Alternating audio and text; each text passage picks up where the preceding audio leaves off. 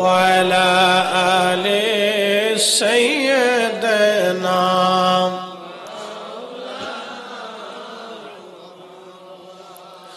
উড়ে যাও রে মাহফিলের হাওয়া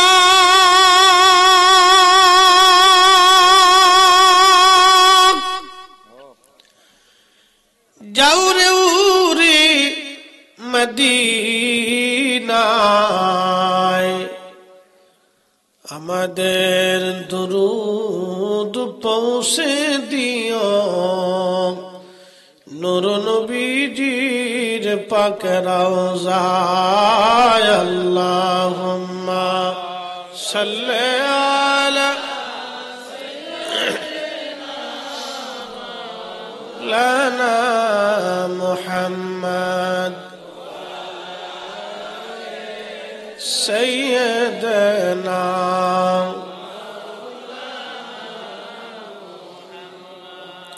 আমরা অধম গুনাহগার গো নবী আপনি চিনলাম না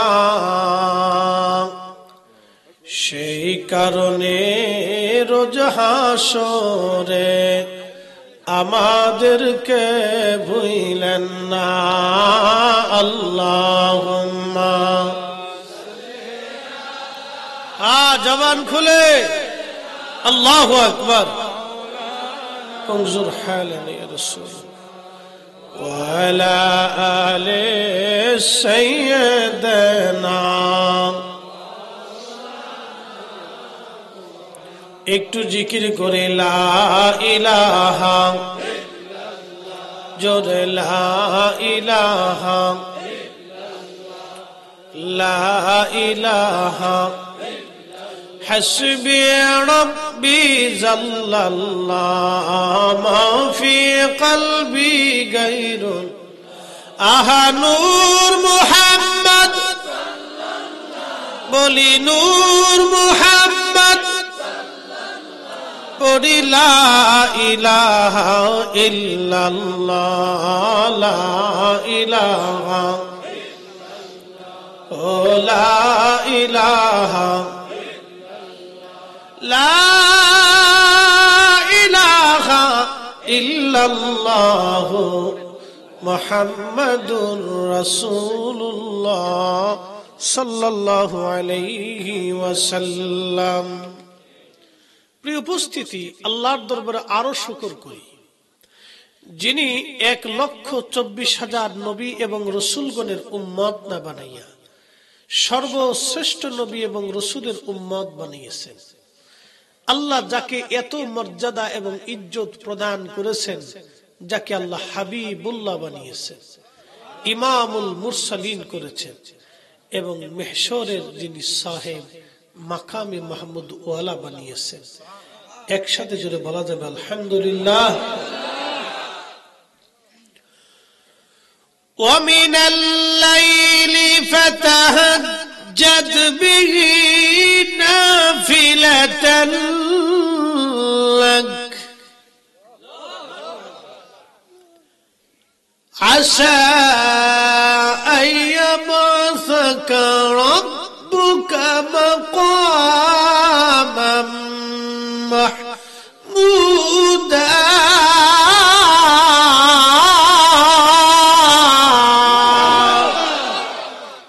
এটি একটু বাড়াই দিন সব ঠিক আছে কালাম কার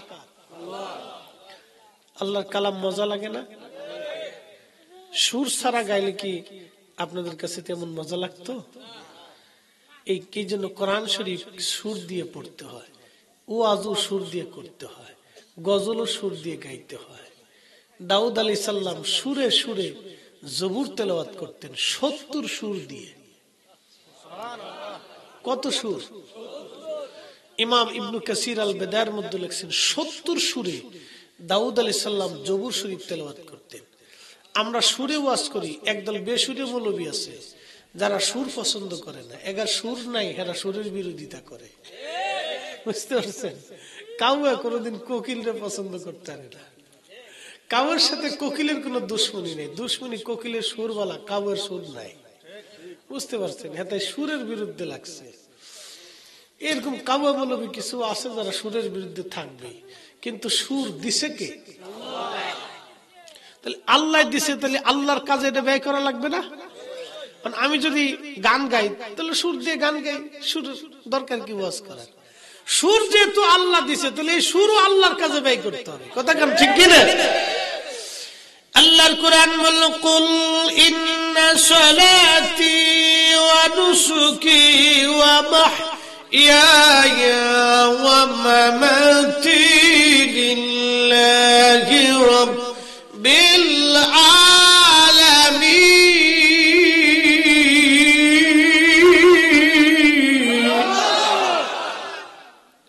সালাত কার জন্য? কুরবানি কার জন্য? আমাদের জিন্দেগি, জীবন, কর্ম যাহা কিছু আছে সব কার জন্য? সুর দিছে কে? তাহলে এটা কার জন্য হবে? তাহলে আল্লাহর জন্য হলে তাহলে ওয়াজও সুর দিয়ে করবো, তেলাওয়াতও সুর দিয়ে করবো, গজলও সুর দিয়ে গাবো, জিকিরও সুর দিয়ে করবো। যার জলে বুঝতে পারে শয়তান।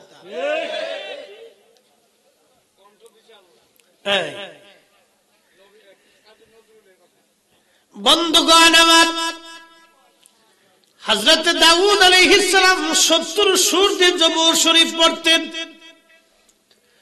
এতই সুন্দর লাহানে সুরে সুরে দাউদ আলাইহিস সালামের সুর শুনে পাখিরা মারা যাইতো, পশুরা পর্যন্ত মারা যাইতো। এত সুন্দর সুর আল্লাহ দাউদকে দিয়েছিলেন। জান্নাতের ভিতরে আল্লাহ ডাক দেবে, দাউদ জান্নাতের ভিতরে তুমি একটু তেলাওয়াত করো।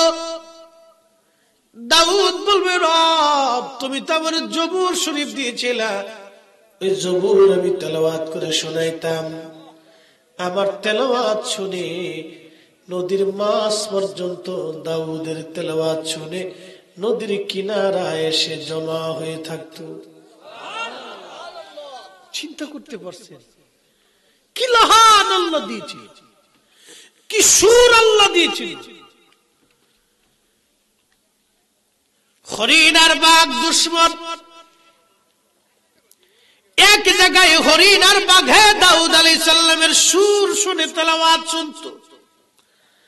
বাঘ কখনো হরিণ আক্রমণ করত না। একই জায়গায় দুশ্মন প্রাণীগুলি বসে বসে জবর শুনত, কেউ কারো দিকে তাকাইতো না। জবর শুনে দাউদ আলাইহিস সালামের চেহারার দিকে সব তাকায় থাকতো।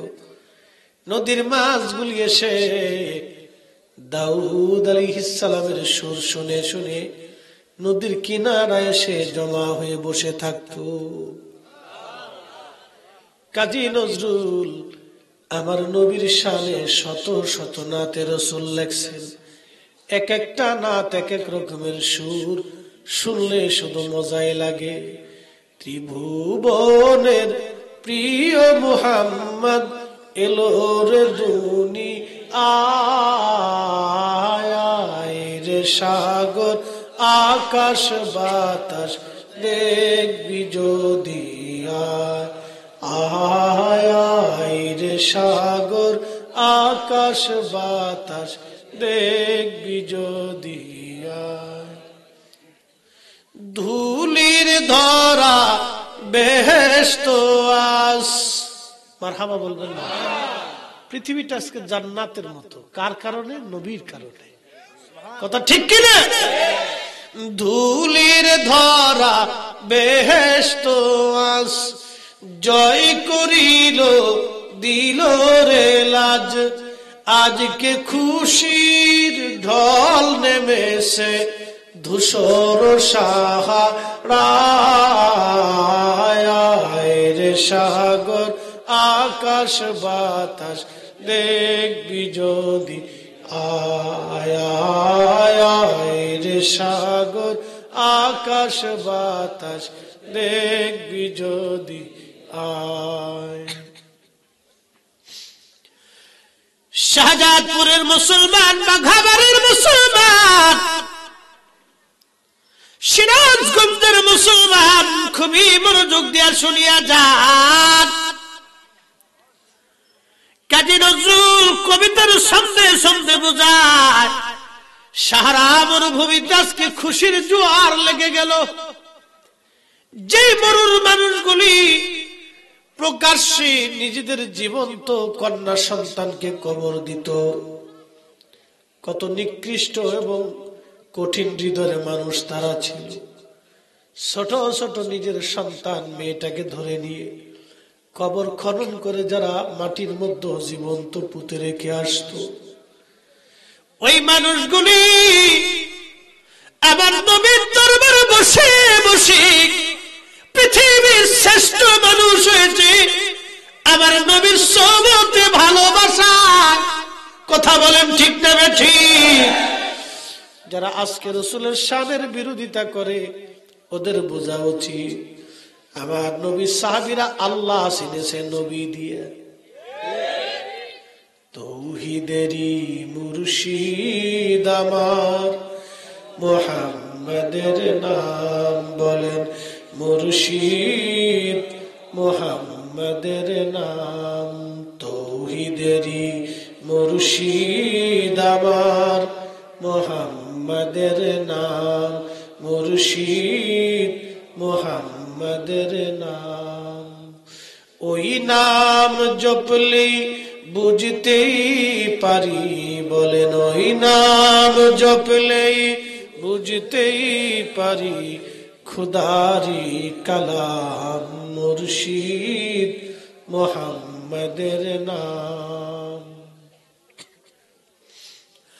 শাহজাদপুরের মুসলমান সাহাবীরা আল্লাহ চিনেছে নবী দিয়া, এই জন্য তৌহিদের মুর্শিদ আমার নবী, উনি পথ প্রদর্শক। আল্লাহ তাওহীদ একত্ববাদকে চিনাইলেন, তিনি আমার নবী। সাহাবীরা আল্লাহ কি এটা কিন্তু আগে জানতো না। আম্মাজান খাদিজাতুল কুবরা সর্বপ্রথম কালেমা পড়লেন তিনি। কেন কালেমা পড়ছেন জানেননি? পিছনে অনেক বড় কারণ আছে। আম্মাজানের বয়স 25, আমার নবী আম্মাজানের বয়স 40, আমার নবীর বয়স 25। চিন্তা করেন, আগেও 3 বার শাদী মুবারক হয়েছে। ওই জাহিলিয়াতের যুগে আমাদের মা আম্মাজান খাদিজা ছিলেন তাইয়্যিবা, তাহেরা, তাইয়্যিবা, তাহেরা, তাইয়্যিবা, তাহেরা।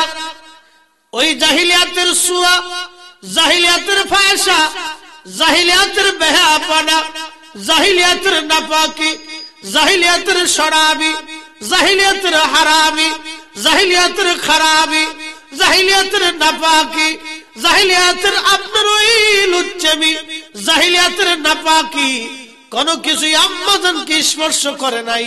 এই জন্য আম্মাজান ছিলেন তাহেরা, তাইয়্যিবা, তাহেরা, তাইয়্যিবা। একবার জোরে বলা যাবে কি মারহাবা? যার পেটের ভিতরে আল্লাহ এমন একজন মহিষী নারীর জন্ম দিয়েছে, সে নারীর নাম সাইয়্যিদাতুন নিসাই আহলিল জান্নাহ ফাতিমাতুজ জাহরা রাদিয়াল্লাহু আনহা। একবার জোরে বলা যাবে কি ইয়া রাসূলুল্লাহ? যে ফাতেমার পেটে আল্লাহ জন্ম দিলেন সাইয়্যিদা শাবাবি আহলিল জান্নাহ আল হাসান ওয়াল হুসাইন রাদিয়াল্লাহু আনহুমা। চিৎকার মেরে জোরে বলবেন কি আল্লাহু আকবার। যেই 2 রক্ত ধারা অনুযায়ী পৃথিবীতে ইমাম মাহদী দুনিয়াতে আসবে, ইমাম মাহদী দুনিয়াতে আসবে, ইমাম মাহদী দুনিয়াতে আসবে হাসানি হুসাইনি, হাসানি হুসাইনি। এই পবিত্র রক্ত ধারা অনুযায়ী আরবের জমিনে মরু অঞ্চলে 40 বছর ধরে ছাগল উর্দুম্বা চড়াবে, কোন মাদ্রাসায় পড়বে না, কোন মক্তবে পড়বে না। হযরত ইমাম মাহদী, বাবার নাম আব্দুল্লাহ, ইমাম মাহদীর নাম হবে মুহাম্মদ। বাবার নাম আব্দুল্লাহ, ইমাম মাহদীর নাম হবে মুহাম্মদ। 40 বছর পর্যন্ত 40 বছর পর্যন্ত কোন মাদ্রাসায় মক্তবে তিনি লেখাপড়া করবেন না। আল্লাহ এক রাতের ভিতরে ইমাম মাহাদির কালবের মধ্যে দুনিয়ার সব বিদ্যা আল্লাহ ঢুকাই দিবে। নবীর রক্তের দাম যদি এটা হয়, নবীর রক্ত ধারা অনুযায়ী ইমাম মাহাদির ইলম যদি এত বিরাট হয়, এক রাত্রে কালবের মধ্যে যদি সব বিদ্যা আল্লাহ ঢুকাই দিতে পারে, আমার নবীর ইলম কত বিরাট ছিল। আজকে যারা ওই নবীর ইলম নিয়ে প্রশ্ন তোলে, ওরাই হলো বর্তমান শয়তানের দালাল। বলেন ঠিক কিনা?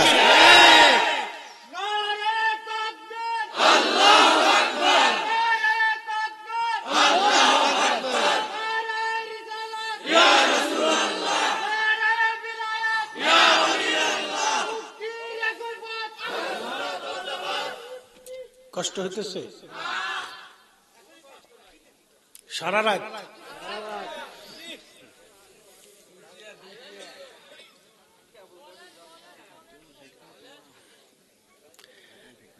ভাইরা আমার, খুবই মনোযোগ দিয়ে শুনিয়া যান। এক রাত্রে ইমাম মাহাদির কালবের ভিতরে আমার আল্লাহ সব ইলম ঢুকায় দিবে। কোন ইলম? সব ইলম আল্লাহ এক রাত্রে ঢুকাই দিবে। 40 বছর পর্যন্ত তিনি উট দুম্বা চড়াবে, কোন মানুষ তাকে চিনবে না, কিন্তু সে কোন খারাপি, শরাবি, হারামি, নাপাকি, আল্লাহ সবকিছু থেকে তারে মুক্ত রাখবে। 40 বছর ধরে সে হাবা গোবার মতো থাকবে। 40 বছর বয়সে আল্লাহ এক রাত্রের ভিতরে তার কলবের ভিতরে সব ইলম আল্লাহ জমা করে দিবে। ইলমুল কোরআন, ইলমুল ফিকহ, ইলমুল হাদিস, ইলমুল লুগাত, ইলমুল বালাগাত, ইলমুল তাফাসির, ইলমুল আদাব, সব ইলম আল্লাহ তার কলবের ভিতরে সব ইলম আল্লাহ তারে ঢুকাই দিবে এক রাত্রের মধ্যে। আল্লাহু আকবার। তাহলে আম্মাজান খাদিজাতুল কুবরার রক্তের দাম কত বুঝেন তো? আজ থেকে জোরে কর, এই রক্তের দাম কত?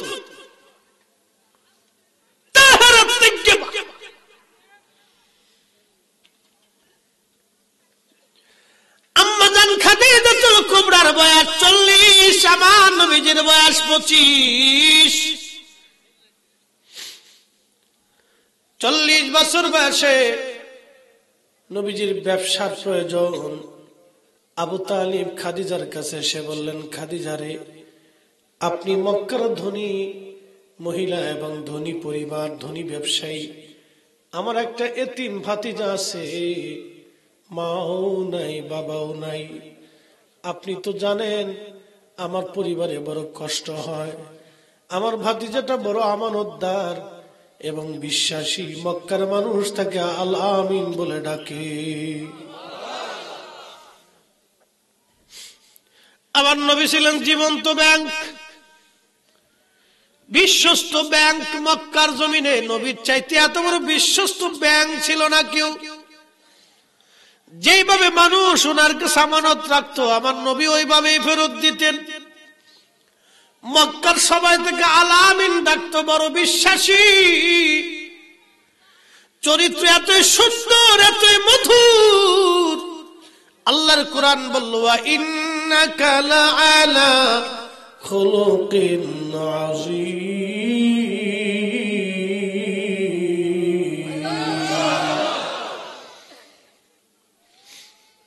তুমি মোদের আশার আলো, তাই তো তোমায় বাসি ভালো।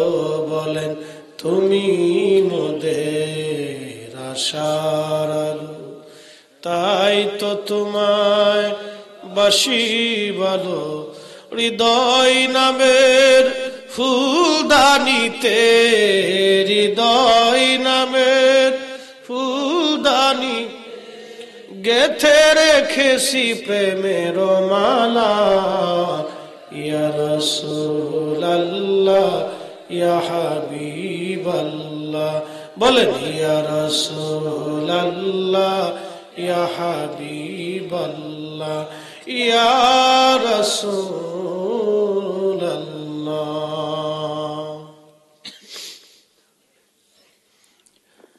আবু তালেব ডাক ডাকে খাদিজা, আপনি যদি চান আপনার ব্যবসার জন্য আমার ভাতিজাকে নিয়োজিত করতে পারেন। আম্মা জান খাদিজা বলেন, আপনি মক্কার উচ্চ বংশের একজন মুরব্বী, আপনি যেহেতু বলছেন তাহলে আপনার ভাতিজার সুনাম শুনেছি, তাহলে আনবেন কি আমি একটু কথা বলে দেখি। নবীজির চাচা বললেন, খাদিজা আনবো কি, সাথে তো নিয়ে এসেছি। বলে কোথায়? বলে বাইরে দাঁড়ায় রইছে। আম্মা জান খাদিজা পর্দার সরাইয়া দেখলেন নবী দাঁড়ানো, কিন্তু মাথার উপরে একটা মেঘ ছায়া দেয়। আরে না হয়েছে না, আরো জোরে বলবেন কি ইয়া রাসূলুল্লাহ। বনের যত পশুগণ ভক্তি করতই দুই চরণ, মেঘমালা ছায়া দিত গায় গো নবীজি, কোন সাধনে পাইব তোমার, কোন সাধনে পাইব তোমার গো নবীজি, গোলামের দেখা দিবেন।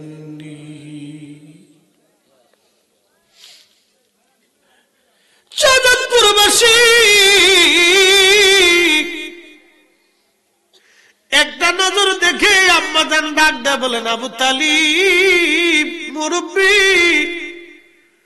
আপনার কথা মঞ্জুর, আপনার ভাতিজাকে আমার কাফেলার জিএম বানাইয়া প্রধান বানাই দিলাম। বলেন কালকে থেকেই যেন সে ব্যবসায় নিয়োজিত হয়ে যায়। চাকরি হয়ে গেছে, এক বাক্যে চাকরি কমপ্লিট। ব্যবসা বাণিজ্য গুছাইয়া সিরিয়ায় রওনা দিচ্ছে। ব্যবসা নিয়ে আসছে, বিরাট বড় লাভ। একসাথে বলবেন আল্লাহু আকবার। দোকান দিছেন, কর্মচারীও লাগাই দিছেন। 6 মাস পরে দেখছেন দোকান ক্লোজ, মাল নাই। বলে কারণ কি? কর্মচারী বেচা খাইয়ে ফেলাই দিছে। এর নাম মুসলমান।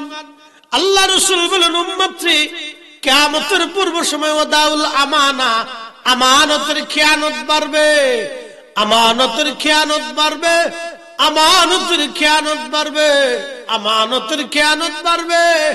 এই আমানতের খেয়ানত বাড়বে, এটা কিয়ামতের আলামত, এটা কিয়ামতের আলামত, কিয়ামতের আলামত। কথা বলেন ঠিক কি? কিয়ামতের আলামত, আমানতের খেয়ানত বাড়বে।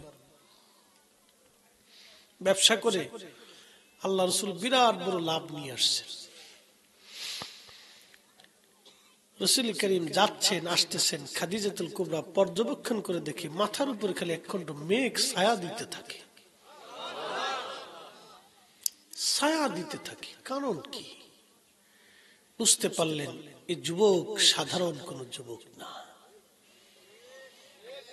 একসাথে বলবেন কি মারহাবা।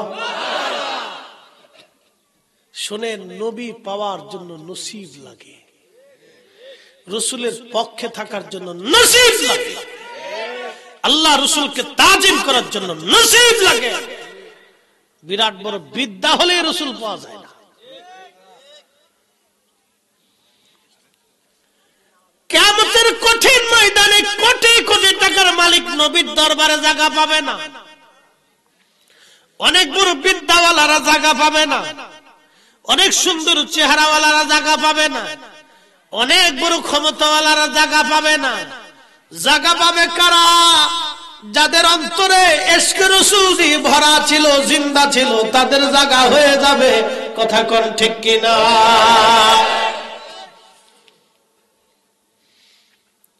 ওয়াসাল কারনিরে চিনছেন?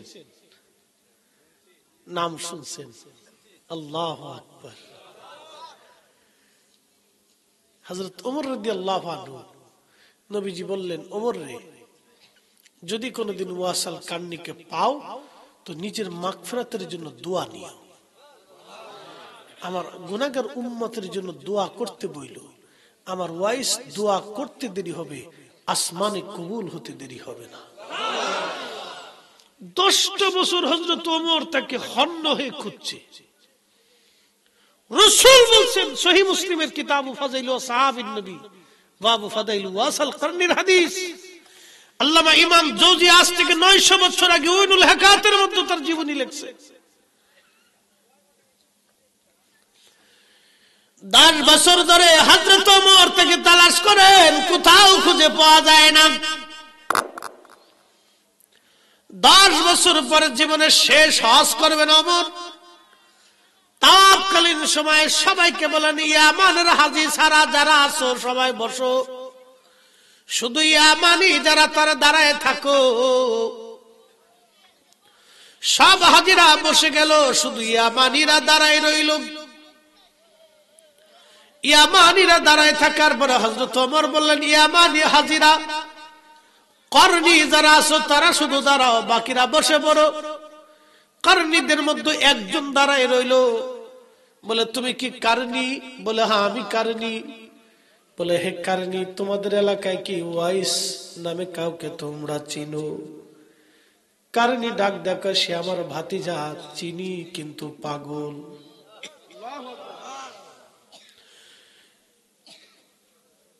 পাগল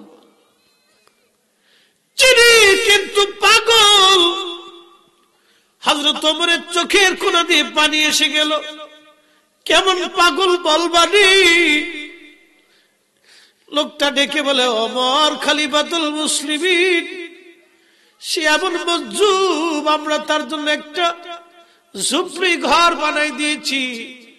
সারাদিন রাত 24 ঘন্টায় ঘরের মধ্যে ইবাদত করে, কোন মানুষের সঙ্গে কথা বলে না, কারোর সাথে মিশে না, সমাজ কমাজ করে না। সে কোন রকম খেজুরের বিচি টুকায় টুকায় বিক্রি করে করে কোন রকম সংসার চালায়।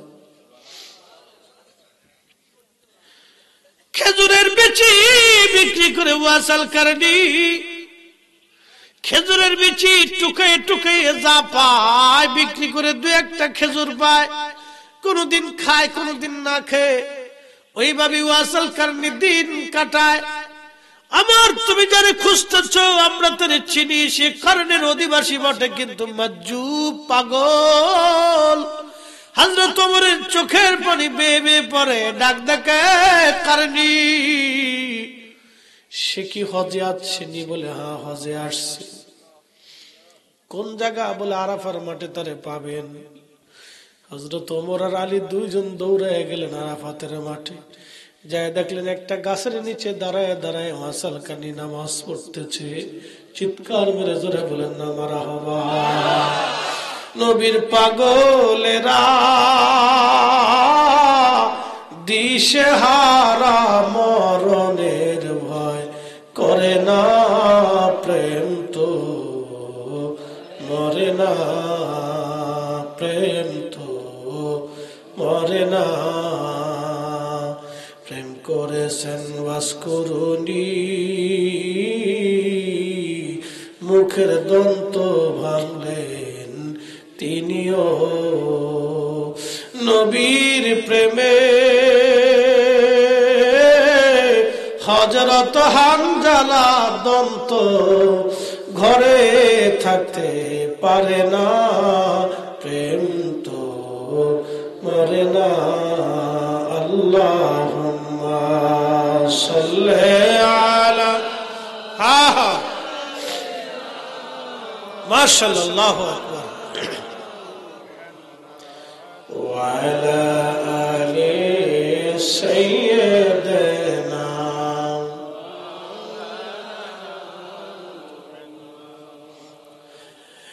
এরকম গরীব মিসকিন এতই দাম হাসরের মাঠে হবে। ইমাম জৌজি তিনি লিখতেছেন কিয়ামতের মাঠে আল্লাহ সবাইকে জান্নাত দিয়ে দিবে। ওয়াসাল কান্নিকে দাঁড়া করায় রাখবে। ওয়াইজ বলবে, রব তুমি আমার কেন দাঁড়া করায় রাখছো? আল্লাহ বলবে, ওয়াইস আমরা গুনাহগার, কত বান্দা আমার ওরা জাহান্নামে চলে যাবে। ওয়াইস রে তোমার দাঁড়া করায় রাখছি, বান্দাদের প্রতি আমার বড় মায়া হয়। ওয়াইস তুমি যার পক্ষে ক্ষমা করতে বলবা, সুপারিশ করবা, আমি আল্লাহ তার মাফ করে করে জান্নাতে পাঠাই দিবা।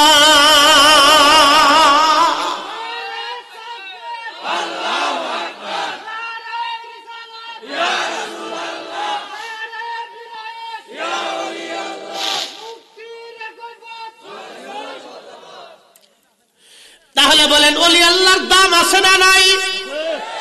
আসতে হবে না, জোরে বলেন আছে না নাই? এইরকম কিছু মাজুব কিয়ামতের ময়দানে আল্লাহর সামনে দাঁড়ায় যাবে। আল্লাহর কোরআন বলল, ইন্না আকরামাকুম ইনদাল্লাহি আতকাকুম, নিশ্চয় আল্লাহর কাছে তার দাম বেশি হবে যার অন্তরে তাকওয়া বেশি হবে, আল্লাহর ভয় বেশি হবে। বিদ্যা দিয়ে আল্লাহ পাওয়া যায় না, অর্থ দিয়ে আল্লাহ মেলে না, টাকা দিয়ে আল্লাহ মিলে না, গৌরব দিয়ে আল্লাহ মিলে না, বংশ দিয়ে আল্লাহ মিলে না, ওই আপনার কি বলে ক্ষমতা দিয়ে আল্লাহ মিলে না, আর দুনিয়া দিয়ে আল্লাহ মিলে না। আল্লাহ পাইতে হলে অন্তরে তাকওয়া লাগবে, রসুল পাইতে হলে রাসূলুল্লাহর মুহাব্বত অন্তরে লাগবে। কোটি কোটি টাকার বিদ্যা, বড় শাইখুল হাদিস, প্রিন্সিপাল আর চ্যান্সেলর, অধ্যক্ষর উপাধ্যক্ষ, বিরাট বড় ইমাম আর মুয়াজ্জিন, বক্তার তক্তা, এইগুলিতে রসুল পাওয়া যাবে না। বিরাট বড় বড় ধম ধম দম দম দেখাইলে দলিল পত্র দিয়ে রসুল পাওয়া যায় না। নবী পাইতে হলে বিনা দলিলে ওয়াসাল কারণের মতো নবী ভালোবাসতে হবে, বিনা দলিলে হযরত হামজালার মতো নবীর জন্য জীবন দিতে হবে। কথা বলেন ঠিক না বেঠে? এটার নাম আমরা সুন্নির। এই জন্য নবী নবী নবী নবী নবী নবী বলি, ওরা আমাদেরকে বেদাতি বেদাতি বেদাতি বলে। তোর বেদাতির ফতোয়ার গোষ্ঠী কিলাই, নবীর কদম ছাড়া উম্মতের আর নাজাতের রাস্তা নাই।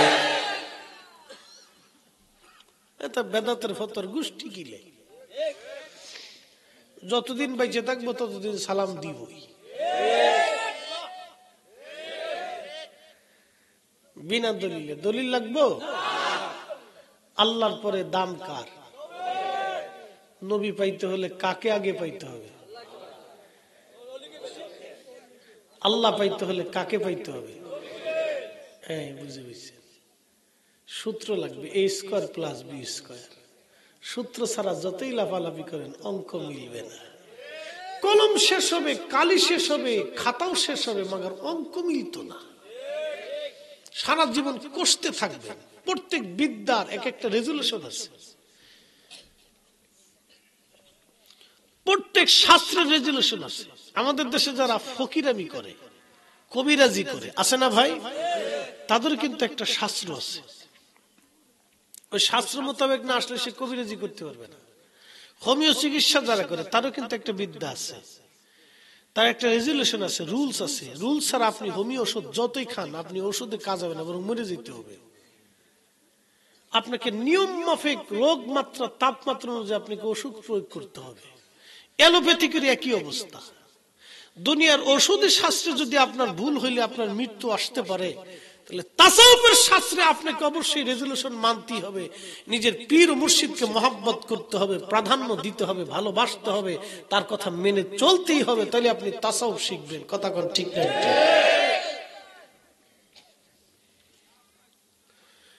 প্রিয় মুসলমান, খুবই মনোযোগ দেন। শাহজাদপুরবাসী হযরতে আম্মা জান খাদিজাতুল কুবরা রাদিয়াল্লাহু আনহা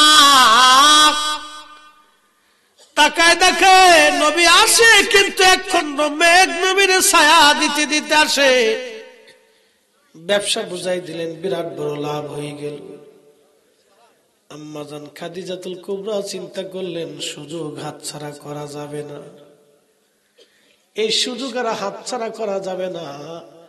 এমন ছেলে আর কোনোদিন পাওয়া যাবে না। আম্মাজান শরম লজ্জা ফালাইয়া নবীকে প্রস্তাব দিলেন, ওগো মুহাম্মদ আমিন, যদি মনে কিছু না চিন্তা করেন, বাকি জীবনটা আমি আপনার স্ত্রী হিসেবে কাটাই দিতে চাই, আমি আপনার খেদমত করে কাটাইতে চাই, যদি দয়া করে আপনি আমারে কবুল করে নেন।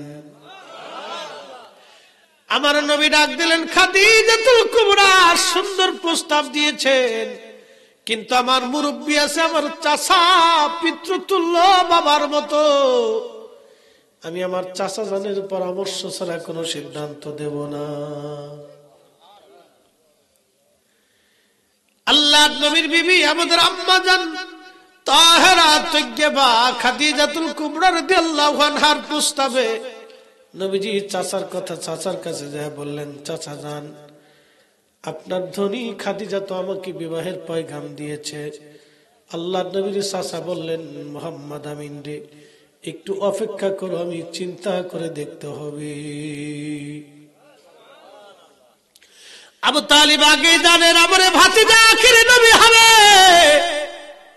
একসাথে বলবেন আল্লাহু আকবার। আবু তালিব আগে জানতেন আমারে ভাতিজা নবী হবে।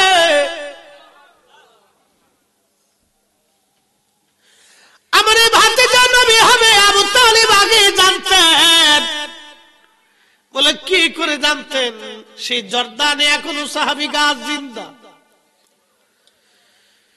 1400-1500 বছর ধরে একটা গাছ এখনো জিন্দা। 30, 40, 50, 100 কিলোমিটারের চারপাশে শুধু ধুধু মরুভূমি, মরুভূমির ভিতরে একটা গাছ এখনো বেঁচে আছে। কে তারে পানি দেয়? কে তারে পানি দেয়? কে তারে খাবার দেয়? কে তারে বাঁচায় রাখছে? তিনি আল্লাহ, আল্লাহ, আল্লাহ, আল্লাহ। নবী ভালোবাসলে, নবীর পক্ষে থাকলে, নবী তাজিম করলে, নবী মানলে, নবীর জন্য মোহাম্মত রাখলে কি লাভ হয়? একটা গাছ থেকে শিখে যান, 1400 বছর ধরে বিনা দলিলে আমার আল্লাহ তারে পানি দেয়, আর সে বিনা দলিলে নবী ভালোবেসে গেছে। চিৎকার মেরে জোরে বলবেন কি ইয়া রাসূলুল্লাহ। আবু তালিব নবীজির চাচা ছিলেন। ভাতিজারে এত ভালোবাসতেন, গোসলে গেলে নিজে গোসল করাইতেন, ঘুমাইতে গেলে ভাতিজারে সাথে নিয়ে ঘুমাইতেন, খাইতে গেলে কোনোদিন নবীকে ছাড়া খাইতে বসতো না। আহা, এত ভালোবাসতেন। রাসূল করিমকে ছাড়া কোনোদিন খাইতে বসতেন না। চাচা আর চাচির মোহাম্মত রাসূল করিম কখনো ভুলতে পারতেন না। চাচিটাও এরকম ছিল।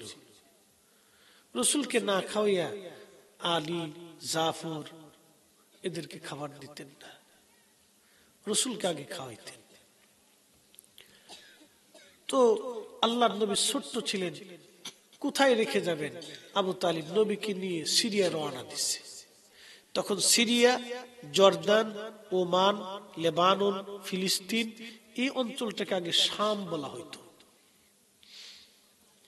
শামের দিকে রওনা করছে।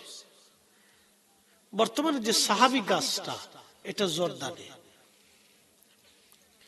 এই গাছের পাশ দিয়ে নবীজি যাচ্ছেন। চাচা তো গাছ দেখে স্থানের পাশে একটু অদূরে একটা গির্জা ছিল খ্রিস্টানদের। এই গির্জার ভিতরে একটা পাদ্রী ছিল নাম বুহাইরা। সে দেখতেছে একটা কাফেলা যায়, কিন্তু কাফেলার উপর দিয়ে শুধু মেঘ উড়ে যাচ্ছে। একসাথে বলবেন না আল্লাহু আকবার। কাফেলা যায় কিন্তু মেঘ উড়ে, কারণ কি? তাওরাত, জবুর, ইনজিলে খুঁটে পেয়ে গেলেন আখিরি নবী। আরো লক্ষ্য করলেন যে কাফেলার তাবু টাবু সব গাছে, ওই গাছের নিচে একটা বালক বসে আছে, আর গাছের সমস্ত ডালগুলি ঝেঁকে ঝেঁকে ঝেঁকে ঝেঁকে যে বালকের মাথার উপরে ছায়া দিয়ে একবারে ঝেঁকে বসে রয়েছে। গাছে নবী চিনছে, কিন্তু ওহাবি নবী চিনে নাই। কপালে থাকলে তো চিনবে। কথা বলেন না কেন? জোরে বলেন। কপাল নসিব লাগে। রসুল পাইতে হলে নসিব লাগে, নবী ভালোবাসতে হলে নসিব লাগে। রসুলের পক্ষে থাকতে হলে নসিব লাগে, নবী তাজিম করার জন্য নসিব লাগে, নবীর খেদমত করার জন্য নসিব লাগে। কথা কন না কেন? ঠিক না? কি লাগে? কি লাগে? নসিব লাগে।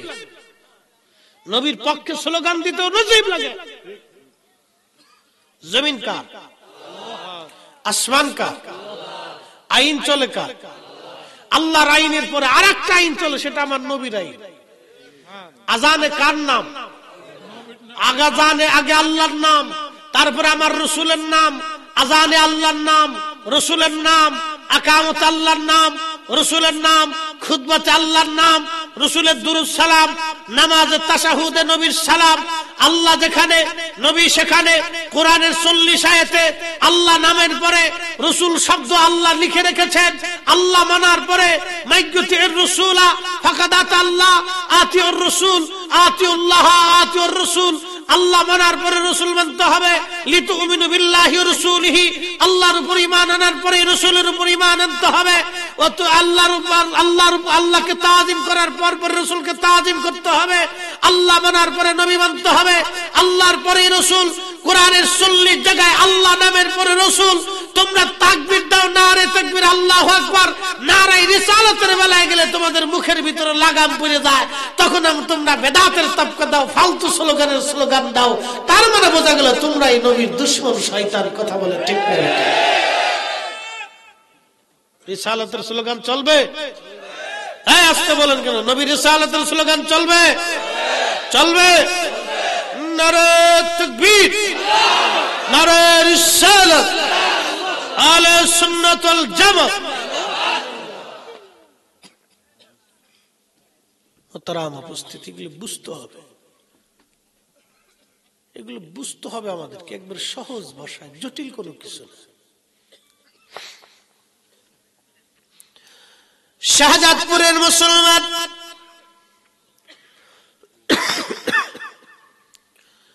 বাঘাবাড়ির মুসলমান আল্লাহ নবীজিকে ওই গাছ একবার ছায়া দিয়ে ঢেকে বসে আছে। পাদ্রী বুহাইরার আর বোঝার বাকি নাই, নি আখিরি নবী।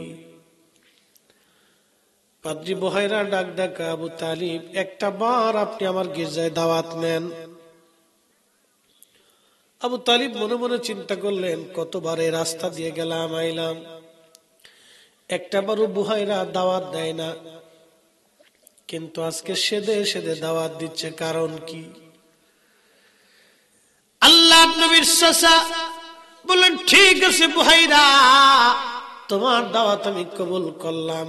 বুহাইরা পাদ্রী ডাক দেয়, বলেন, আবু তালিব, আপনি কাফেলার প্রধান, কাফেলার কেউ যাতে বাদ না যায়, সবাইকে নিয়ে আসতে হবে, কেউ যাতে বাদ না যায়। আচ্ছা, আপনারা বলেন, বুহাইরা পাদ্রী কারে দাওয়াত দেয়? সিন্নি খাইছো মুল্লা চিনো নাই। বুহাইরা পাদ্রী কারো পাগল না, বুহাইরা পাদ্রী আমার নবীর পাগল। বরযাত্রীতে বিয়ে করার জন্য কি সবাই যায়? বিয়ে কয়জনের? একজনের বদলেতে খায় কয়জনে? ঠিক আছে না? এ শুনেন, আপনাদেরকে আজকে একটা কথা বলে যাই, ওলি আল্লাহদের পক্ষে থাকার জন্য নসিব লাগে। ওলি আল্লাহদের কদমে থাকা, আউলিয়া কেরামের সোহবত আর মোহাব্বতে থাকার জন্য নসিব লাগে, নসিব লাগে, সবার নসিব হয়। পৃথিবীতে কোটি কোটি শাহজালাল আছে, কিন্তু ইয়ামানি মুজাররিদির মতো নাই। পৃথিবীতে কোটি কোটি মাইনুদ্দিন আছে, খাজা মাইনুদ্দিন চিশতির মতো নাই। পৃথিবীতে বহু কুতুবউদ্দিন আছে, কিন্তু কুতুবউদ্দিন কাকির মতো নাই। পৃথিবীতে বহু নিজামউদ্দিন আছে, কিন্তু নিজামউদ্দিন আউলিয়ার মতো নাই। পৃথিবীতে বহু বাহাউদ্দিন আছে, কিন্তু খাজা বাহাউদ্দিন নকশবন্দ বুখারীর মতো নাই। পৃথিবীতে বহু আব্দুল কাদের আছে, কিন্তু আব্দুল কাদের জিলানী রাহিমাহুল্লাহর মতো নাই। কথা কোন ঠিক কি না? রাসূল ইকরামের মোহাব্বত সোহবত নসিব লাগে, তাকদীর লাগে। প্রিয় মুসলমান আমার খুবই মনোযোগ, কুত্তা যদি ওলিকে ভালোবাসা জান্নাতে যায়, আমরা ওলি ভালোবাসা আমরাও জান্নাতে যাওয়ার আশা করতে পারি। কথা কোন ঠিক না বেঠে? এই ওলি আল্লাহর বাংলাদেশ, শহীদ গাজীর বাংলাদেশ, রহম করো আল্লাহ, রহম করো আল্লাহ। এই ওলি আল্লাহর বাংলাদেশ, শাহজালালের বাংলাদেশ, রহম করো আল্লাহ, রহম করো আল্লাহ।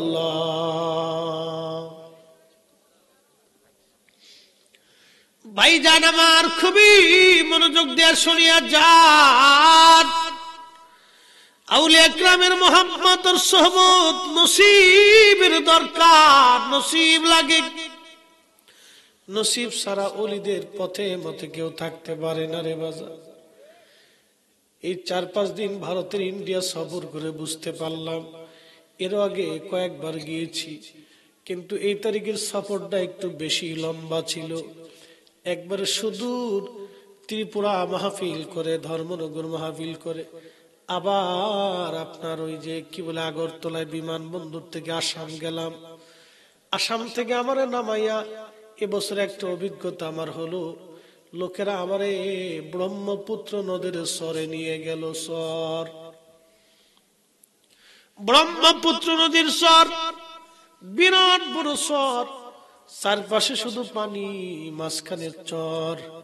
আল্লাহ, এই চরের ভিতরে গরিব মানুষগুলি আমারে অনেক টাকা খরচ করে তারা মাহফিলে নিয়ে গেল। সুদূর বিমান থেকে নেমে 2.5 ঘন্টার মতো লাগলো ওই চরে যাইতে। আমি চিন্তা করলাম, হায় হায়, এই দুর্বৃত্তর জমানায় কত হাজার হাজার মাইল পথ অতিক্রম করে আল্লাহর ওলিরা এই জমিনে দাওয়াত দিয়েছে। ওখানে গনি মুন্সি ছিল আমাদের খাজা এনায়েতপুরী রহমাতুল্লাহ আলাইহির খলিফা। ওনার কয়েকজন মুরিদ এসে আমাকে জড়ায় ধরে বলল, ভাইজান, আমরা গনি খলিফা হুজুর কেবলার কাছে মুরিদ। চিন্তা করলাম শত শত মাইল দূর থেকে তারা এই এনায়েতপুর শরীফ এসে এইখানে আল্লাহর ওলির খেদমতে তারা আসতো। তার মানে এত মানুষ, অনেকে কিন্তু আল্লাহর ওলির কদমে যাওয়ার নসিব হয় নাই, কিন্তু সুদূর শত শত মাইল দূর থেকে সেই জমানায় পায়ে হেঁটে, ঘোড়ার গাড়ি, মহিষের গাড়িতে চড়ে, নৌকায় চড়ে তারা আসলো। নসিব লাগে, নসিব, নসিব লাগে বাবা, নসিব, নসিব লাগে। আল্লাহর ওলিদের মহব্বতে আসা নসিব দরকার হয়। ওইখানে গেলাম, লোকগুলি এতই মুহিব্বিন, এরা গরিব মানুষ। সকালবেলা আমি আসবো, আসার সময় দেখি শত শত মানুষ দুই পাশে বসে আছে আমাকে বিদায় জানানোর জন্য। যারাই দেখতেছে হুজুর সালাম দিয়ে বলল, হুজুর কোনদিন আপনাকে আনতে পারবো কিনা জানি না, দোয়া করে যাবেন, আমরা গরিব মানুষ, আপনাকে ভালোবাসি, আমরা আপনার ওয়াজ শুনি প্রতিনিয়ত। অনেকে এসে বলতে যে হুজুর সারা রাত আপনার ওয়াজ শুনে শুনে ঘুমাই, আমার চোখে পানি চলে আসলো, আল্লাহ কোনদিন আর আমি আসতে পারবো কিনা জানি না। দুর্বেদ্য চরের মানুষের ভালোবাসা দেখে আমি মুগ্ধ হয়ে গেলাম। চিন্তা করলাম, আল্লাহ যদি এই অঞ্চলে কোনদিন আল্লাহ আমাকে আনে, এদের কাছ থেকে আর আমি একটা টাকাও হাদিয়া নেব না, বিনা টাকা আমি মাহফিল করে দিয়ে আসবো। বন্ধু আমার, শুধু এতটুকুনি দেখলাম, এই কঠিন দুর্বৃত্তের জমানায় আল্লাহর ওলিরা কত কষ্ট করে কালেমার দাওয়াত দিয়েছে। কত কঠিন দুর্বৃত্ত এলাকা, রাস্তাঘাট ছিল না, পাহাড় পর্বত পাড়ি দিয়ে আল্লাহর ওলিরা আসছে। বন্ধু আমার, ওই ত্রিপুরা অঞ্চলগুলি তো পাহাড়ের ভিতর আল্লাহর ওলিদের মাজার, দেখলে বড় আশ্চর্য লাগে। ওই অঞ্চলে শত শত বছর আগে আল্লাহর ওলিরা যে কালেমার দাওয়াত দিয়েছে, মানুষের মাঝে কালেমার দাওয়াত দিয়েছেন, এই জন্য যাদের নসিব ভালো তারা আল্লাহর ওলিদের জিয়ারতে যায়, যাদের নসিব ভালো তারা আল্লাহর ওলিদেরকে ভালোবাসে।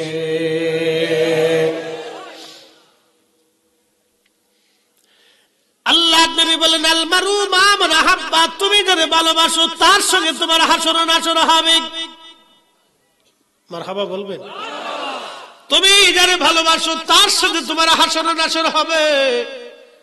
আমার দেশের অনেক যুবকরা নেইমারকে ভালোবাসে,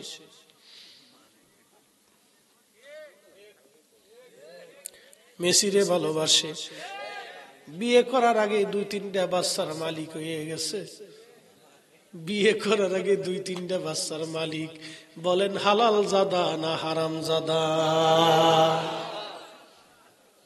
কিরে ঘুমাস কে? মাসলার উত্তর দিস। বিয়ে করার আগে মেসি নেইমারকার পোলাপান হয়েছে কয়টা? 3টে। বিয়ে করার আগে 3টে হয়েছে, তাহলে ওই 3টে হইলো, এটাকে হালাল জাদা না হারাম জাদা? এটারে ভালোবাসলে কিয়ামতের ময়দানে হেল লাগে হাসর নাসর হবে। এই কথা কন না, কাস্তে কন না, জোরে বলেন। পতাকা উঠানোর লাগে যে পাগল হয়ে কারেন্টের খাম্বায় উঠছে। কারেন্টে কয় ভাই না, যেহেতু আইসো মামা বাড়ি আর ফেরত যাওয়ার দরকার নাই, ধরে বইছে, যা চলে যায়। তাহলে আমরা ভালোবাসবো আল্লাহর ওলিদেরকে, আমরা ভালোবাসবো আমাদের নবীকে, সাহাবায়ে কেরামকে, উলামায়ে কেরামকে। কথা কন না কেন, ঠিক না বেঠে? তাদের সাথে ভালোবাসা রাখলে কিয়ামতে তাদের সঙ্গে আমাদের হাসর নাসর হবে। ভালো যদি বাসতে হয় নবীকে বাসো, বলেন ভালো যদি বাসতে হয় নবীকে বাসো। নবী তরানেওয়ালা, নবী কামলিওয়ালা, প্রাণের চেয়ে অধিক ভালো নবীকে বাসো।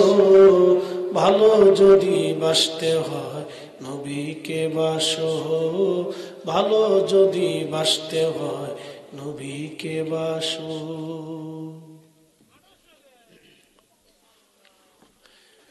বাঘাবাড়ির মুসলমান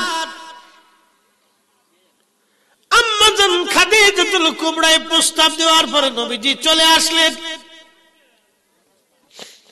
চলে আসার পরে চাচাদের কাছে বললেন, চাচা যেন প্রস্তাবে রাজি, তবে বললেন মুহাম্মদ অপেক্ষা করো।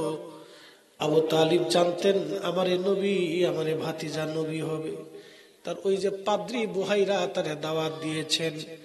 আবু তালিব মনে মনে চিন্তা করলেন, এত বছর আসলাম, বুহাইরা পাদ্রী কোনদিন আমার দাওয়াত দিল না, কিন্তু আজকে কেন দাওয়াত দিল? কারণটা কি? দাওয়াত খাইতে গেছে, আমার নবীরে কাফেলার মধ্যে রেখে গেছে। বুহাইরা পাদ্রী দেখে সবাই আছে, কিন্তু আমি যার জন্য আয়োজন করছি সে নাই। ডাক দে বলল, আবু তালিব আপনার কাফেলার সবাই কি আসছে? বলে না, সবাই আসছে বটে, তবে মুহাম্মদ আমিনরে রেখে আসছি। পাদ্রী ডাক দেখায়, না কাউরে বাদ দেওয়া যাবে না, সবাই নিয়ে আসে। তখন কাফেলার একজন বলল, না আমরা খানা খাবো আর আমাদের মুহাম্মদ খাবে না, তা হবে না। সে দৌড়ায় যে নবীরে কোলে করে নিয়ে আসছে। খাওয়া দাওয়া শেষ, বুহাইরা পাদ্রী ডাক দেখে, আবু তালিব এই সুন্দর নুরানি চেহারার বালক, এই বালক আপনার কি হয়? আবু তালিব ডাক দে বলল, এই বালক আমার ছেলে। আবু তালিব বলতেছে, বালক আমার ছেলে, আমার সন্তান।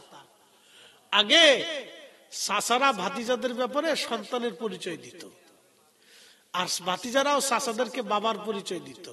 এখনো অনেক জায়গা আছে দেখেন, চাচাদেরকে বড় আব্বা, মেজো আব্বা, সেজো আব্বা কয়। কথা কান ঠিক কিনা? এটা কিন্তু ভালো একটা দিক। এই দিকটা উঠাও নষ্ট হয়ে যাওয়ার কারণে চাচা ভাতিজার যুদ্ধ হয়। যদি বড় আব্বা, মেজো আব্বা, সেজো আব্বা, ছোট আব্বা বলতো, বড় চাষিরে বড় আম্মা, মেজো আম্মা, ছোট আম্মা, সেজো আম্মা বলতো, তাহলে ওরা চিন্তা করতো এটা আমার একটা পুলার মতো। অনেক চাষিরা দেখা যায় যে তাহলে ঝগড়া ফাসাদ লাগাই দিত না। অনেক বেডিরা তো বুঝে না, খালি বেডিরা খালি পাম মারে, চাবি মারে, খালি চাবি মারে। এই বেডিগার চাবির কারণে সংসারে অশান্তি বৃদ্ধি পায়। বিরাট বড় সাবিয়ালার এই অশান্তি বেডিগার ভিতর থেকে শুরু হয়। বেডিরা আসেনি, ও আর শুনতেছে, শুনলে বালা, দেখলেও বালা, এবার বুঝার দরকার। এই মহিলাদের ভিতর থেকে এই সংসারের অশান্তির সূত্রপাতটা শুরু হয়। একটা একটা টেস্ট মেরে কথা কয়, একটা একটা ঠেস মেরে কথা কয়, একটা একটা হিটের মেরে কথা কয়, এই লাগে শুরু করলো। চামচ নিয়ে, ডিম নিয়ে, মুরগা নিয়ে, হাঁস নিয়ে, এই নিয়ে শুরু হয়ে যায় ঝগড়া। বিরাট ঝগড়ার পর্যায়ে শেষে আপন ভাই আপন বাইরে দেখতে পারে না।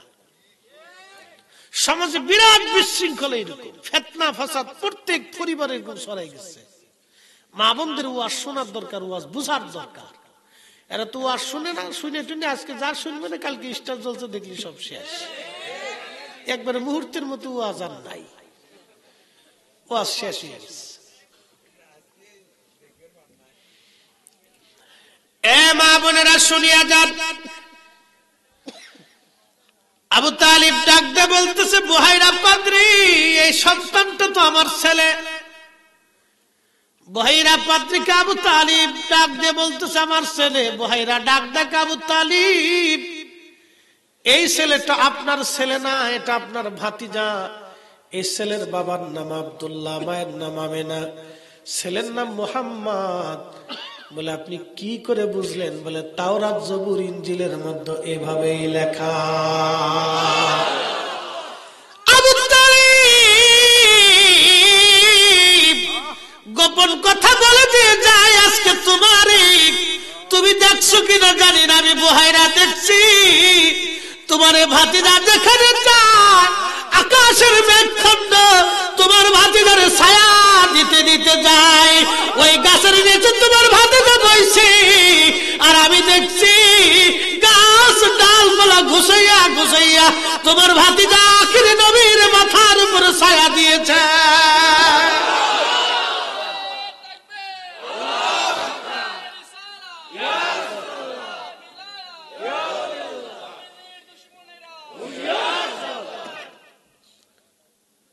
মদিনাতে যারা কোনোদিন গেছেন, মদিনায় দুইটা পাহাড় আছে। একটা পাহাড়ের নাম জাবাল আইর, আর একটা পাহাড়ের নাম জাবাল উহুদ। জাবালে উহুদ নবীরে ভালোবাসতো। নবী বলতেন, আল আবিম মিন আবু আবিল জান্নাহ, এটা জান্নাতের পাহাড়। আর জাবাল আইর নবীর সাথে দুশ্মনী করতো। আল আবিম আবু আবিন নার, এটা জাহান্নামের পাহাড়।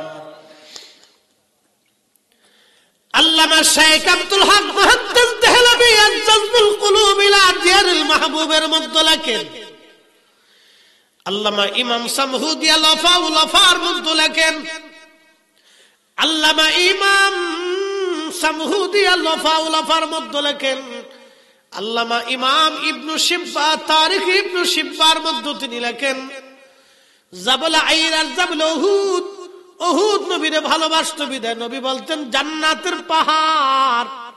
জাবাল আইর কোনটা চিনাই দিয়ে যায় যদি কোনোদিন মদিনায় যান।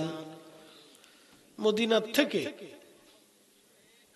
মক্কায় যারা ওমরা বাঁধে, মদিনার থেকে যারা সরাসরি মক্কায় ওমরা বাঁধে, ওমরার জন্য ইহরাম বাঁধে, জুল হুলাইফা মসজিদের বাম পাশে একটা পাহাড় আছে, এটার নাম জাবাল আইর, এটার নাম জাবাল নার।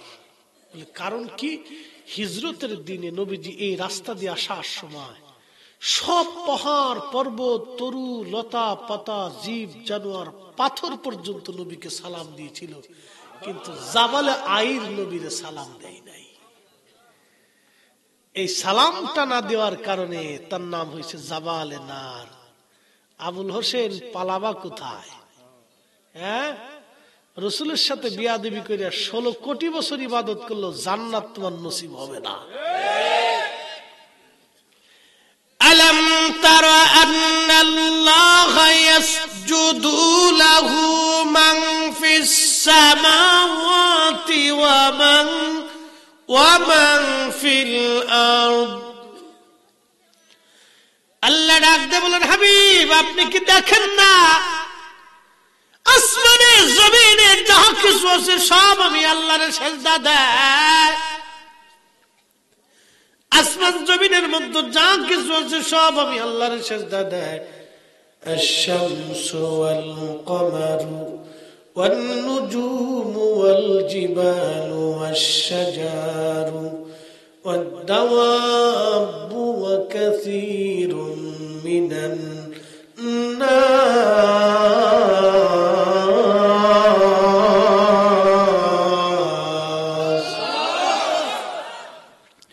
শ্রেষ্ঠ নবী দিলাম তরিয়ে নিতে রোজ হাসরে। ঠিক কিনা? কষ্ট হইতেছে? চলবে আর 15 মিনিট, বেশি পারবো না, কারণ আপনারা তো আমার হালত বুঝতেছেন। আমি কালকে ডাক্তার দেখে পুরা বডি চেক আপ দিয়েছি। ডাক্তার ইন্ডিয়ান ডাক্তার, তো ওরা আবার খুব বিচক্ষণ। আমার সাথে আধা ঘন্টা প্রায় সময় দিছে। বলছে আপনি বক্তা মানুষ, বুঝতে পারছি। আমার টোটাল জিজ্ঞাসা করছে, দেখছে। আর আমাদের দেশে তো কই লাভ নাই, 2 মিনিট। কি নাম, কেছে কেছে কেছে কেছে,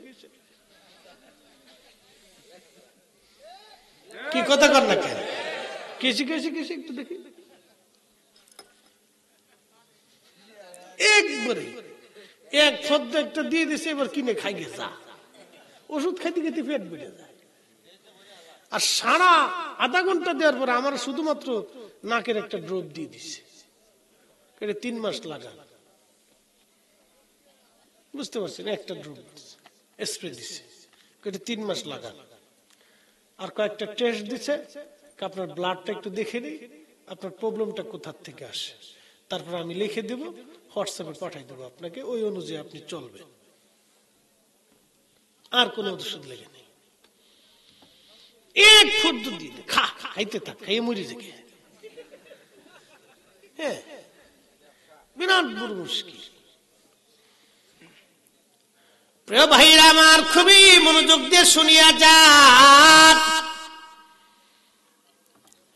আল্লাহর কোরআন বলল, হাবিব আপনি কি দেখেন না আসমানে জমিনে যা কিছু আছে সব আমি আল্লাহর সিজদা দেয়।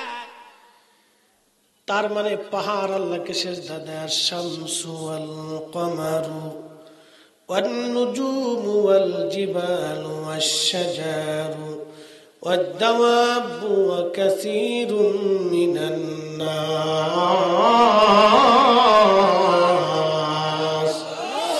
শ্রেষ্ঠ নবী দিলাম তরিয়ে নিতে রোজ হাসরে। বলেন শ্রেষ্ঠ নবী দিলাম তরিয়ে নিতে রোজ হাসরে। পথ না ভুলি তাই তো দিলে পাক কুরআনের বাণী। খুদা তোমার মেহেরবানি, খুদা তোমার মেহেরবানি। সুন্দর ফুল সুন্দর ফল মিঠা নদীর পানি, খুদা তোমার মেহেরবানি, খুদা তোমার মেহেরবানি।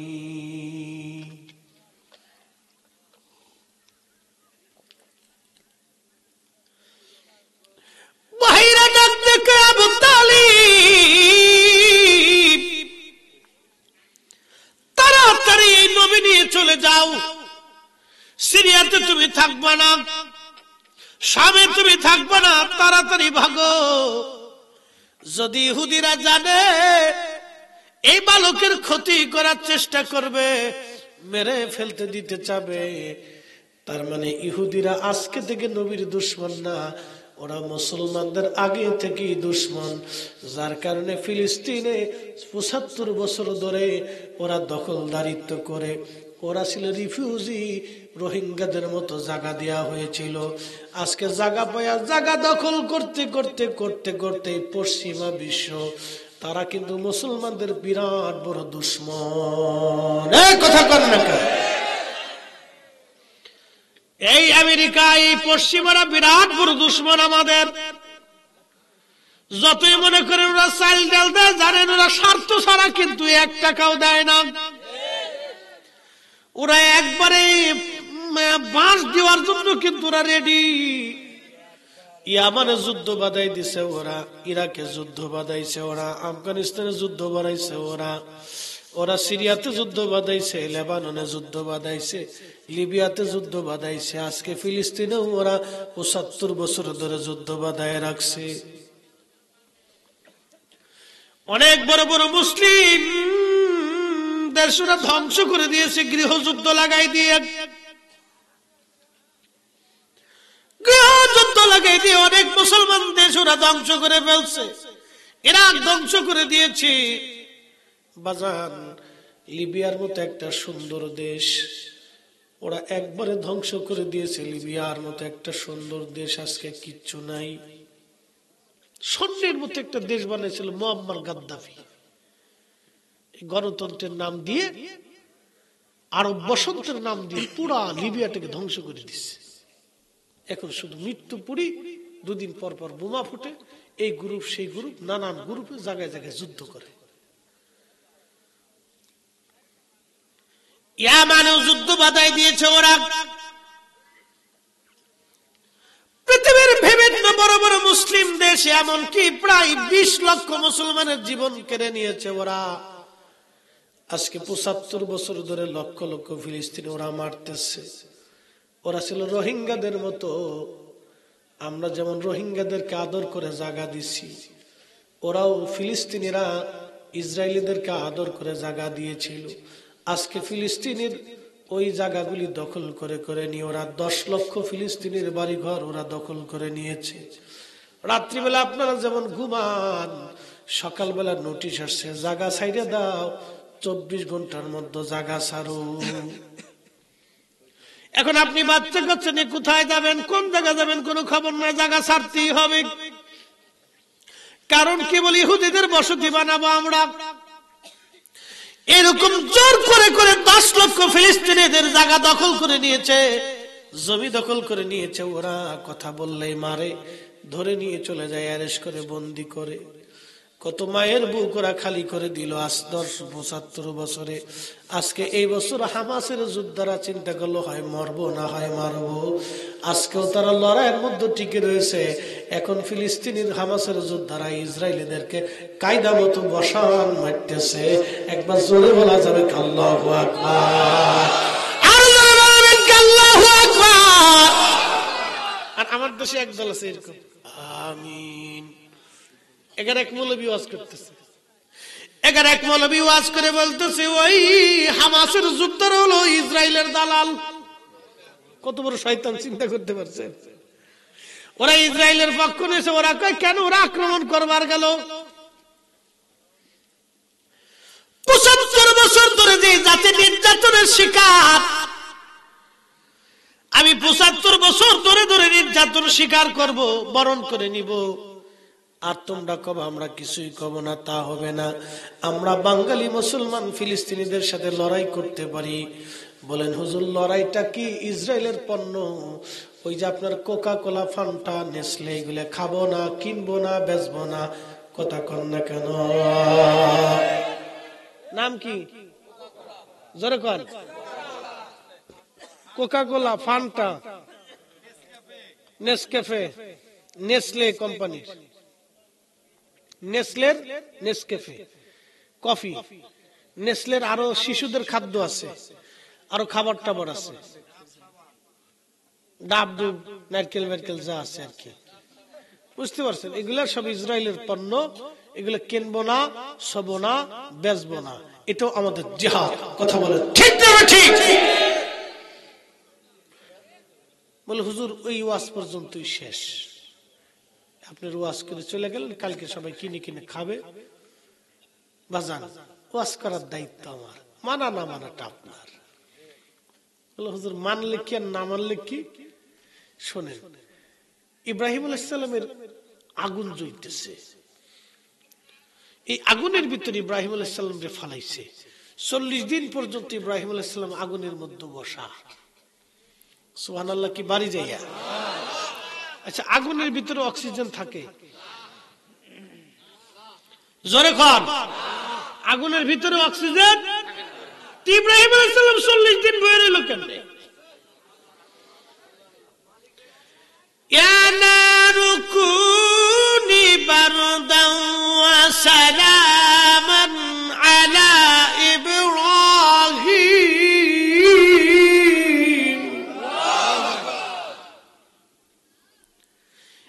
ইব্রাহিম আলাইহিস সালামের মা ডাক দিছে, ইব্রাহিম তোর আল্লাহরে ক আমি মা সহ্য করতে পারতেছি না, বাবারে আমি তোর কাছে যাব। ইব্রাহিম আলাইহিস সালামের মা খাবার রান্না বান্না করছে, ছেলের জন্য খাওয়াবে। আল্লাহর খলিল ডাক দেখ, আল্লাহ আমার মা আমার কাছে আসতে চায়, কে অনুমতি দিলাম। ইব্রাহিম আলাইহিস সালামের মা হেঁটে হেঁটে ইব্রাহিম আলাইহিস সালামের কাছে যাইয়া ইব্রাহিমের ঘাম মুছে মুছে দিল, আদর করতে লাগলো। আল্লাহু আকবার। ওগো মা তুমি এ ধরনের শ্রেষ্ঠ নিয়ামত, তোমারই পদতলে রয়েছে জান্নাত। গো মা তুমি এ ধরনের শ্রেষ্ঠ নিয়ামত, তোমারই পদতলে রয়েছে জান্নাত।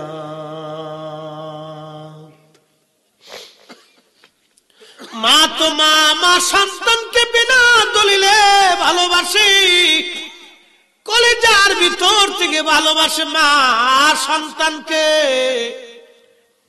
ইব্রাহিম আলাইহিস সালামের আগুন জ্বলে, একটা ব্যাগ আগুনের দিকে বাসাটারে গড়াইয়া হোস পাইপ দিয়া সিরিত সিরিত করে পেশাব মারতেছে। আল্লাহ ডাক দেখে, ব্যাং পেশাব করো কেন? ব্যাঙে ডাক দেখে, আল্লাহ ইব্রাহিম আলাইহিস সালামের আগুন নিভাই।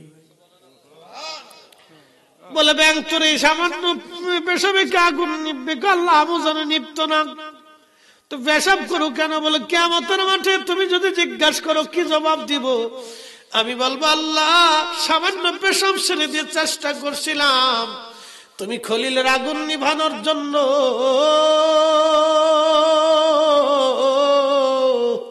আমরা তো ব্যাঙের তরিকা ধরতে পারি, আমরা জানি আমাদের সামান্য চেষ্টায় ইসরায়েলের ক্ষতি হবে না, কিন্তু আমরা ব্যাঙের তরিকায় কিয়ামতের ময়দানে জবাব দিতে পারবো। আল্লাহ বাইতুল আকসার জন্য যেই ফিলিস্তিনি মুজাহিদরা জিহাদ করেছিল, আমরা বাংলাদেশ থেকে ওই জালিম দখলদার ইহুদিদের পণ্য বর্জন করে দিয়ে আমরাও জিহাদে অংশগ্রহণ করেছিলাম।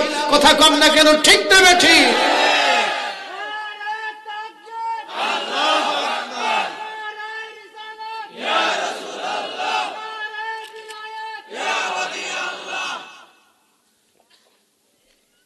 তাহলে ইসরায়েলের পণ্য Coca Cola, RC, Fanta, Nestle, Nescafe, যেগুলো সাধারণত সবসময় চলে, খাবো না, বিক্রি করব না, শোবো না, কিনবো না ইনশাআল্লাহ।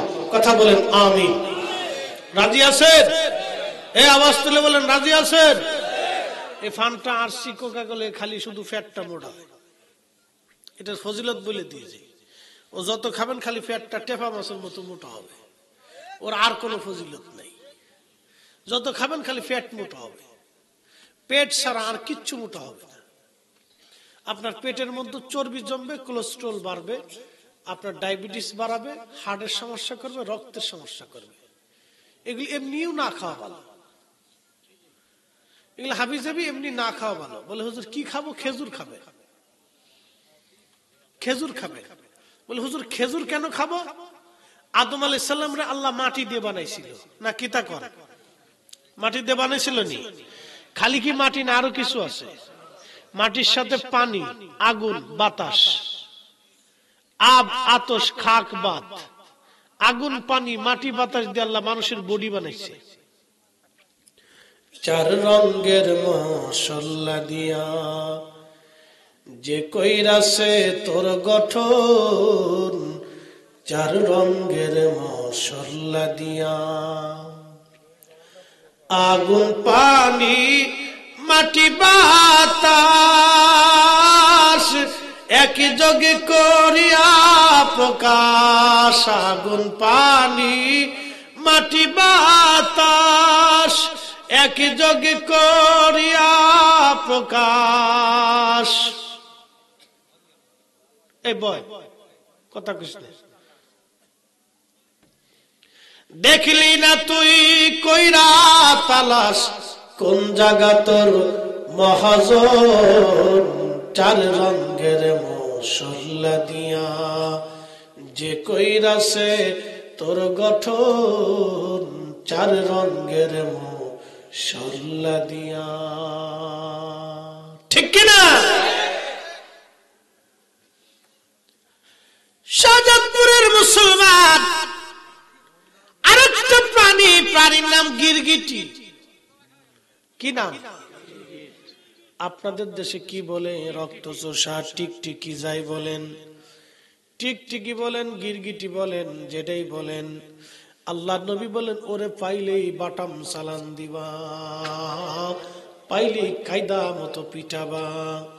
সাপ দেখলে মারতে বলেন নাই, শিয়াল দেখলে মারতে বলেন নাই, বাঘ ভল্লুক দেখলে মারতে বলেন নাই, কিন্তু গিরগিটি দেখলে মারতে বললেন কেন?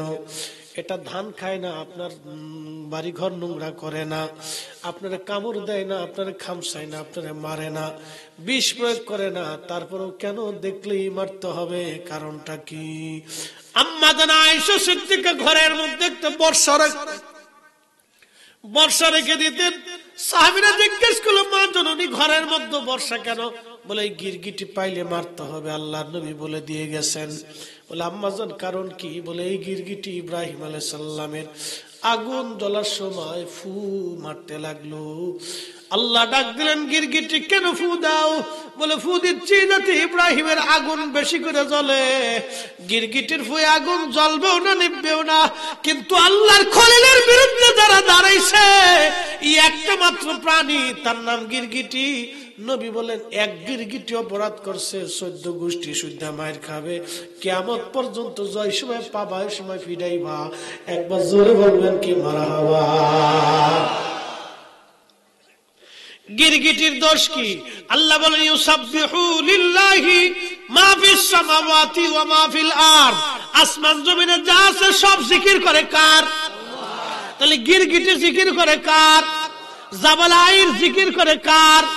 জাবাল আইর আমার নবীকে সালাম না দেওয়ার কারণে জাহান্নামে চলে গেল, জিকির করলো আল্লাহ, কিন্তু নবীর সাথে বেয়াদবির জন্য জাহান্নামে চলে গেল। গিরগিটি জিকির করলো আল্লাহর, কিন্তু ইব্রাহিম খলিলুল্লাহর আগুনের মধ্যে ফু দিয়ে আগুন জ্বালানোর জন্য কিয়ামত পর্যন্ত বাটাম চালান খাবে, মার খাবে। ও আমার মুসলমান শাহজাদপুরবাসী, আমার নবীর ইজ্জতের বিরুদ্ধে যারা দাঁড়ায়, ইজ্জতের বিরুদ্ধে যারা ওয়াজ করে, ইজ্জতের বিরুদ্ধে যারা ফতোয়া দেয়, আমার নবীর শানের বিপক্ষে যারা সমর্থন করে, ওদেরকে যারা টাকা দেয়, ওদেরকে যারা সমর্থন দেয়, ওদেরকে যারা সুযোগ সুবিধা করে দেয়, এই সব হলো গিরগিটির দল। কথা কন না কেন?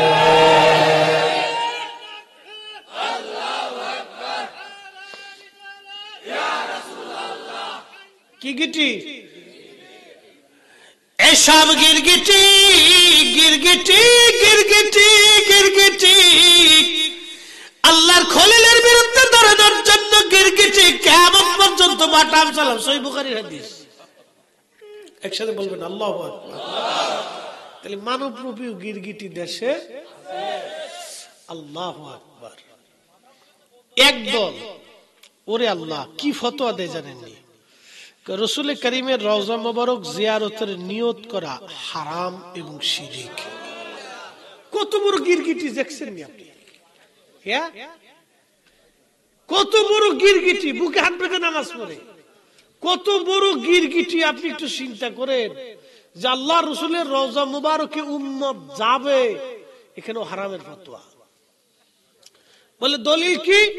বলে দলিল হলো নবীজি সাল্লাল্লাহু আলাইহি সাল্লাম বলে গেছেন 3 মসজিদ ব্যতীত অন্য কোন মসজিদে সওয়াবের নিয়ত করে যাবে না। 1 নম্বর মসজিদে হারাম, 2 নম্বর মসজিদে আকসা, 3 নম্বর মসজিদে নববী।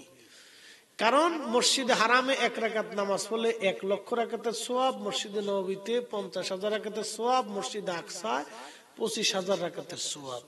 একসাথে বলা যাবে না সুবহানাল্লাহ? সওয়াব কথা ঠিক আছে। এই 3 মসজিদে 3 কোয়ালিটির সওয়াব। আর একটা আছে মসজিদে কুবা। মসজিদে কুবা, এখানে কেউ যদি 2 রাকাত নামাজ পড়ে তাহলে একটা নফল কবুলকৃত উমরা হজের সওয়াব। এই 4 মসজিদে শুধু নেকি। কয় মসজিদ? 4 মসজিদে নেকি।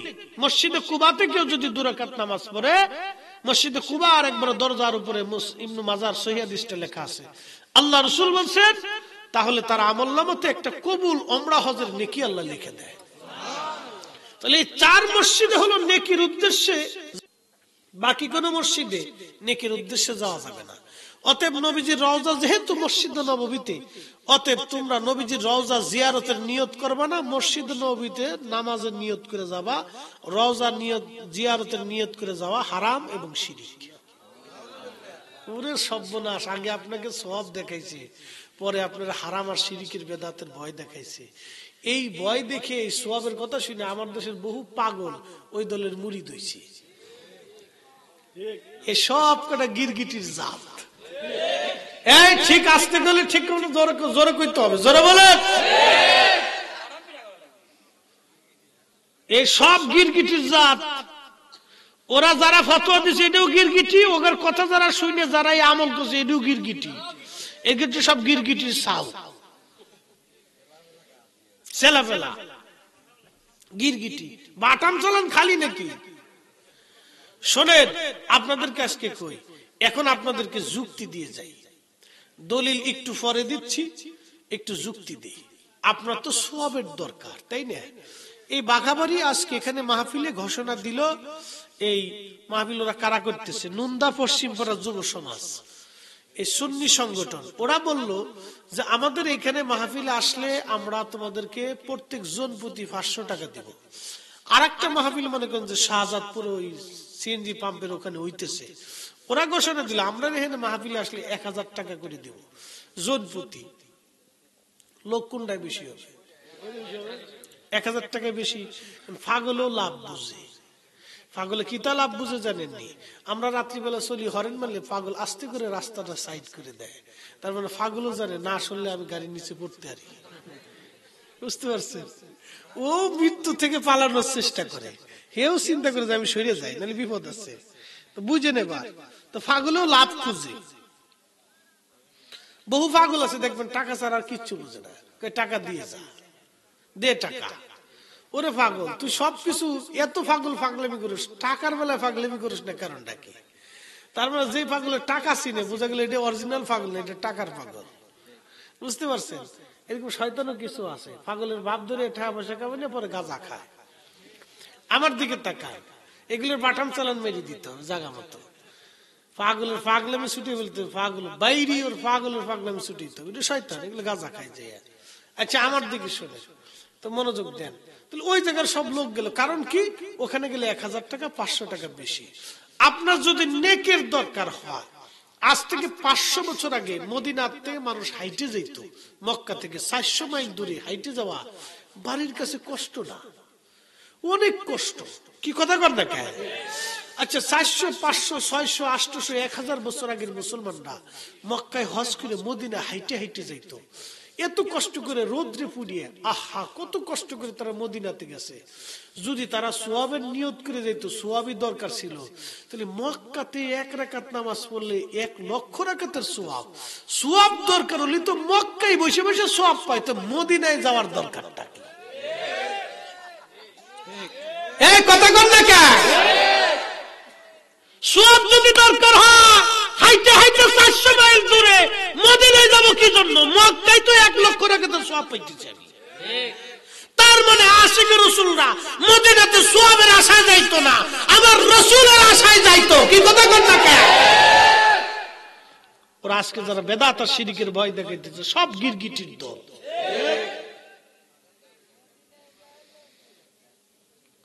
আমরা মদিনাতে যাই আল্লাহ রাসূলের জিয়ারতের জন্য, নবীর কদমে হাজিরা দেওয়ার জন্য।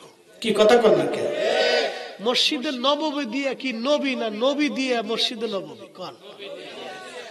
নবী যদি ওইখানে না ঘুমাইয়া বাংলাদেশে বাইতুল মুকাররমের পাশে ঘুমাইতো, তাহলে আমরা জীবনে টাকা খরচা করে মদিনায় যাইতাম না, আমরা সব বাইতুল মুকাররমে দৌড়াইতাম। সারা পৃথিবীর মুসলমান বাংলাদেশের বাইতুল মুকাররমে এসে দৌড়াই, এখানে এসে বসে বসে জিয়ারতে নিয়তে ইবাদতে জিকিরে ফিকিরে বসে বসে কান্ত। পাগল, যতই ফতোয়া দিস তোর ফতোয়ার গোষ্ঠী কিলাই।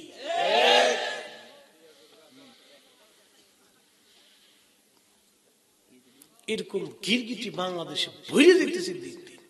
আমার দেশে শিক্ষিত কিছু মানুষ আগামাতা কিচ্ছু বোঝে না, ওরা মনে করে বাপরে বাপ শাইখে মাদানি মদিনার থেকে পড়ে এসে কত বড় শিক্ষিত। আরে শয়তানের চাইতে শিক্ষিত কি ছিল? হ্যাঁ, বুখারী কো, বুখারী চলে গেছে নাকি? কো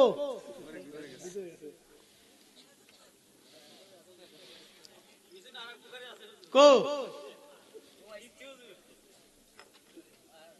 আরে মর্দ মুজাহিদ ঘুমাই পড়ছে কে? এ জাতি ঘুমাই পড়লে তো সব ঘুমাই পড়বো। বয়স হয়ে গেছে, আর কত জীবনে বহু তাকবীর দিচ্ছে। এরকম কিছু পাগল আছে। আল্লাহু আকবার। বান্দার কোন ইবাদত আল্লাহর কাছে পছন্দ হবে কে বলতে পারে না। তুমি একটা কথা মনে রাখবেন, রাসূলের মহব্বতেরটা আল্লাহ কখনো মাহরুম করে না। এই কাউকে করে নাই, কাউকে করে নাই আল্লাহ। একটা গাছ উস্তুনে হান্নানের করে নাই, একটা আপনার ওই যে পশু উট কাসুয়াকে আল্লাহ মাহরুম করে নাই। একটা গাছ নবীকে ছায়া দিয়েছিল 1450 বছর ধরে, আল্লাহ তার পানি দিয়ে এখনো জিন্দা করে আমার রাসূলের প্রেম দেখানোর জন্য জিন্দা করে রাখছে। আল্লাহু আকবার। তারপরে যদি এই উম্মতের বুঝ না আসে, তাহলে এর মতো বদনসিব বদকবলিয়া পৃথিবীতে আর কারো হতে পারে না। কথা কন না কেন? কারো হতে পারে না, কারো হতে পারে না। হে রাসূল তোমায় ভালোবাসি,